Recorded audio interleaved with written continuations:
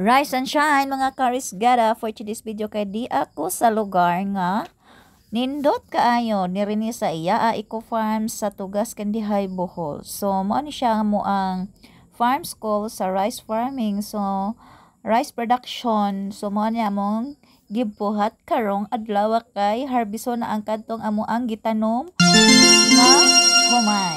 So nakadumdum pa mo sa nagko-eskwela mi, so kini siya nga area mo o jud among tamnan. So actually among gigamit ana is transplanter.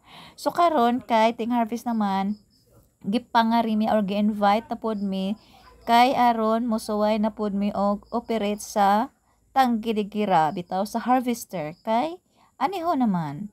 So mo ni siya ang among gibuhat karong adlaw. So nalipay ko karon kay nakasuway na jud ko og operate taning tangkidigira. Thank you kaayo iya Eco Farm og ni kapitan nga grabe kaayo ka-active, Kapitan Susan, ug sa iyahang uniko iho nga arang jud kaayo ka pasensyoso o grabe jud kaayo ka approachable o grabe jud kaayo kabuutan. Hi Doy, thank you kayo Doy nakay mao nako og drive Doy sa aning harvester.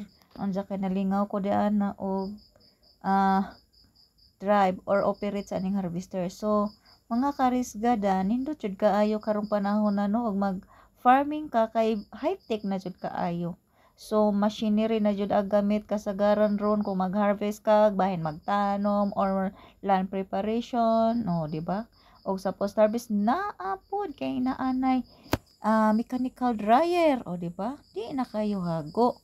O balik ta diri sa harvester kay mao ni ang gigamit karon nga paghipos na sa kanang humay. Pag-harvest sa humay. So kung ingani nga panahon na nga grabe kayong inita kaysa sa abiso na grabe jud daghan kayong tao imong magamit kaysa mag-harvester dali ra jud kaayo no.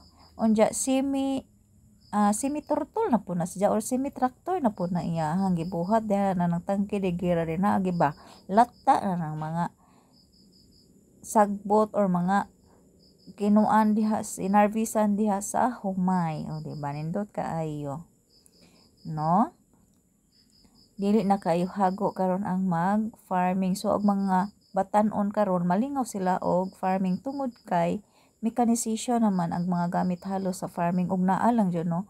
So association mas nindot karong panahon na kay through association naman ang panghatag sa gobyerno kabahin sa machinery at the same time sa mga inputs sa farming, o diba dili na kayo luoy. So maani siya, palihog ko og like, subscribe, comment, share sa ako ang YouTube channel, ang Gaga Arisgada mini vlog. So mo na siya, shout out ko sa ako ang mga mentor dari sa iya Eco Farm, si Sir Eddie na indot kaayo sir, thank you kaayo, og sa tanan nga facilitator sa iya Eco Farm, thank you kaayo.